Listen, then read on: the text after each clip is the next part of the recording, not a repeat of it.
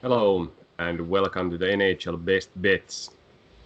Yesterday we had only 4 games and we made picks out of 2 like we always do.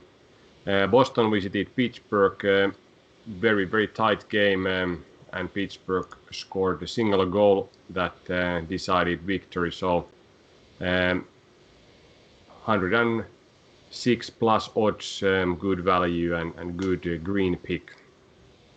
Then Columbus went Tampa. Tampa did absolute minimum to win this game, and their goalie Vasilevsky wasn't maybe the sharpest last night because Columbus scored quite easy goals early in the game. At the end it was 3-3 after the regular time, and then 10 seconds in overtime Tampa scored the winner. So 6 goals and a red mark for our pick. Tommy, what was your take out of these games? We are getting to the green little by little, so +6. It's better than nothing or better than -200. So let's take the positives out of it. In Tampa Bay, like you mentioned, Tampa did exactly as we expected, only the bare minimum. They were the better team throughout the game. They shot more than 30 times on goal. Columbus shot about 22 times, I think. So overall, about 55 shots, which would indicate 5.5 goals. This time it went over. But yeah, maybe not the best of games for Vasilevsky there. Maybe not the best of games for Tampa Bay's defense either. So they could have prevented these goals, but sometimes this happens to a better team, and then in the overtime it was just a decision to stop the game here. So a bad over in that way. Not sure I would make this 100 out of 100 times again, but probably about 50 times out of 100 still. So let's see what the odds are next time. It was not a bad pick per se. It was a very underlike game, so not a bad pick. Let's keep that as an excuse. And in Pittsburgh, the game was not as we expected, not a high-scoring, high-octane game, but a very close fought, close checking playoff kind of battle between these two veteran teams. A very entertaining game, considering only 1 goal was scored. Thankfully, it went the right way for us, and we got the nice profit there from the home team. Penguins were maybe a little bit better team, but Boston has nothing to be ashamed of. It was a good battle. The young guy in goal, Jeremy Swayman, played a really good game, took a couple of game savers there. Same can be said from Pittsburgh goaltender as well. And a very balanced game from both teams. Maybe would have expected a bit more from Boston's offense. They got Patrice Bergeron back. Matched really well with Sidney Crosby, but it was the Crosby line that then turned the game and scored that 1 goal that was enough for the win. How about other games? What was our total result last night from the simulations? The machine was again better than we were, which is not surprising. In the money line section, all the 4 games were as we predicted, so over 50% went the right way. And only game that was incorrect in the side value was Philadelphia, New Jersey, which went to the shutout and shootout, and it went the wrong way. So we won it, or predicted New Jersey Devils to win it. It was 4-3 for Philadelphia Flyers. So plus 67 from there due to the odds being quite low, except for that Pittsburgh game. And then in the money line, the profit is 216. So a good night overall. The over-unders were 50-50, so not much to tell there. Yeah, it looks like a machine has beaten man many times now, but let's see how it changes tonight.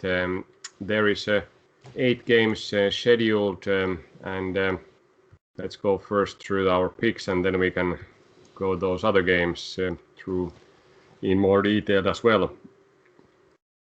Carolina continues their road trip. They've played 4 tight games in Florida, 2 against Tampa, 2 against Florida Panthers, and now they face Dallas in Texas. Home team has been a bit up and down, like we've mentioned a few times, but now very good value for home team at plus 116 odds to win road warrior Carolina. And another game, Vancouver still tries to hang on in a playoff fight. They are behind in schedule. They will have a lot of games during next month, but they have everything in their own hands. So if they win all the games, they will go to playoffs regardless how other teams are playing. But Ottawa is a tough team. They have been winning all these North Division opponents during the season, and now 112 plus odds for a home team is a good value based on our simulations. Yeah, I think these can be described as brave bets this time. Both of them have great value, but a little bit of risk as well. If you take a look at the battle between Dallas and Carolina in the Central Division, Carolina is leading that division. Dallas is chasing the playoff spot. The past games in this season have been 1-goal games, essentially. Carolina won 3-5, but the last goal was an empty netter. So very close games. Dallas has not been able to win at home, but this time they have much more to play for.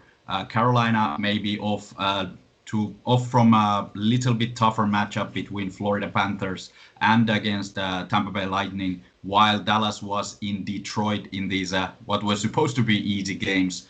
Turned out to be a lot of a struggle, but that's Dallas for you. Last season's Stanley Cup finalist, still a good team chasing for the playoff spot. They do need to win this game, and I do think that the motivation is higher on that side of the field.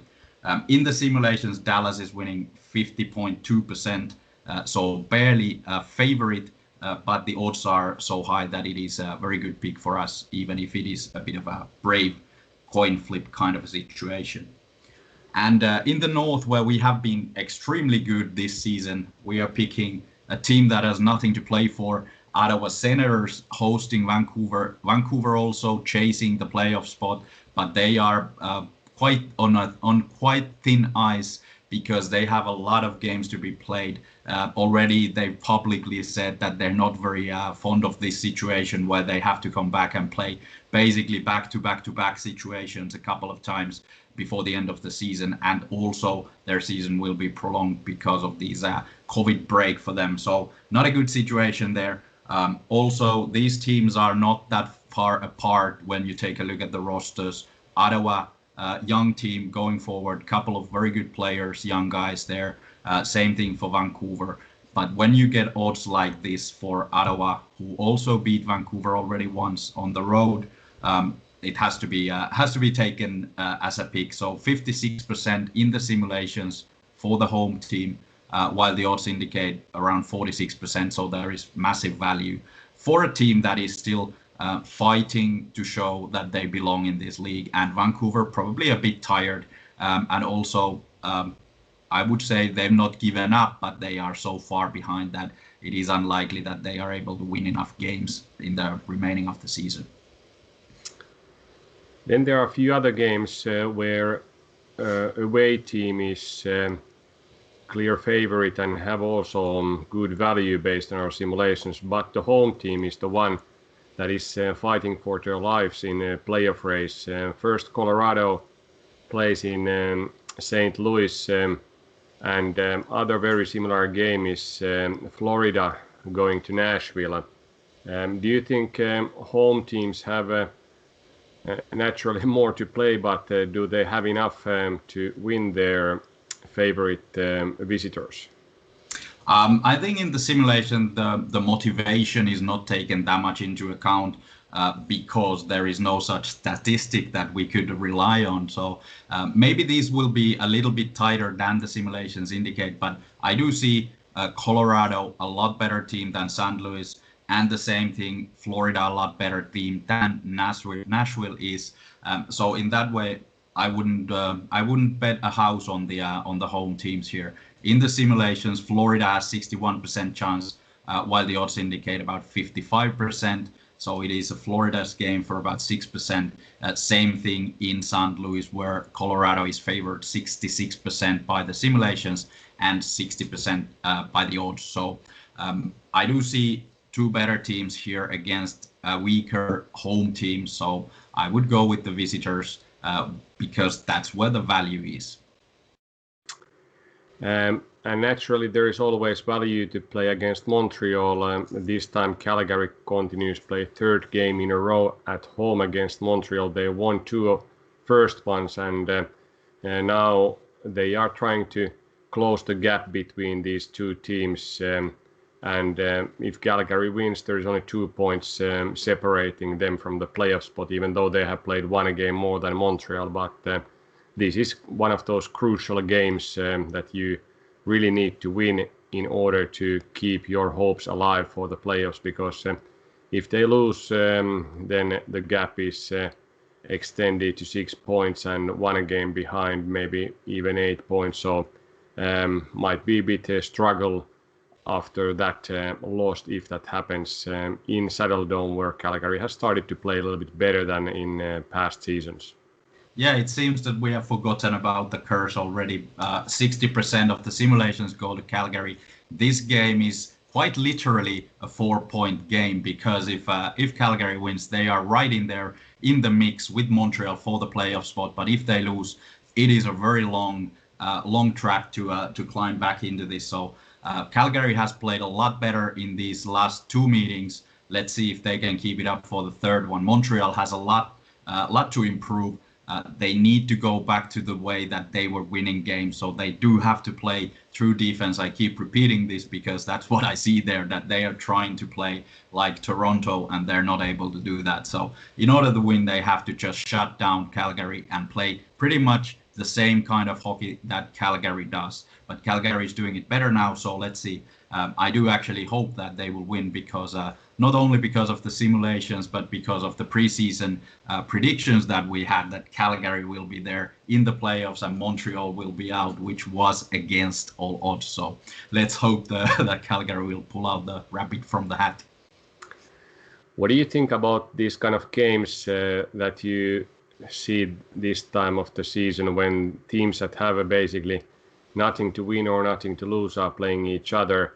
There is local rivalry in Los Angeles. Anaheim goes to Staples Center. Kings are hosting them there. Both teams are practically out of the playoff contention. But do you think they have some pride left? Yeah, but it can't be that bad playing ice hockey in California. So I do think these guys are enjoying their season anyway. And also there is, like we have mentioned many times, these young guys who have a lot to prove. Some guys have gone up from AHL level and now they get their chance in the show. So there will be a lot of motivation. You can actually see in these games a lot more entertaining hockey, a lot more individual efforts than you might have when it's a lot tighter game and you have to play to the sort of strategic, tactical things much more. So I think it's going to be entertaining, and everyone will put their full performance, the best performance they can, because they're playing for their contract and their future most of the time. So even if this season is pretty much done for those teams, there is a long off season and the next season and the season after that you have to make your mark and show that you belong here. So I'm expecting a very interesting game. We do have Kings as heavy favorites. You did not want to put the hat on, but I do think that Kings is a better team and they do still have a theoretical chance to make the playoffs, but we've seen that it's not very likely, but everything can happen. Let's see what kind of hats we are wearing tomorrow, and we also see how these picks went. So we'll be back, and hopefully you as well. Cheap leaders hat will be what we wear. That's how we do it. See you tomorrow.